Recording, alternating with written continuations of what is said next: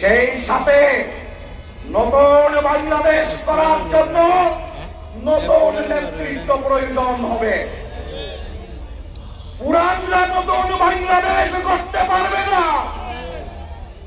আজকে যারা কার্ডের লোক দেখাচ্ছে, কোটি কোটি টাকা বিনিয়োগ করছে, এই সকল পুরনো নেতারা ক্ষমতায় গেলে পরাক্রান্তি এই পয়সাগুলো উঠানোর জন্য দুর্নীতি করবে।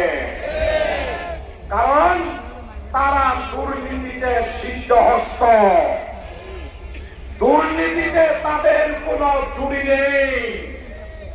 আমরা আপনাদের কাছে জিজ্ঞাসা করতে চাই, কোন দুর্নীতিবাজ, দখলবাজ, চাঁদাবাজ এমপির কাছে আপনারা কি বাংলাদেশের নেতৃত্ব দিবেন? বাংলাদেশের নেতৃত্ব বাংলাদেশের জনগণ দিতে পারে না। সম্মানিত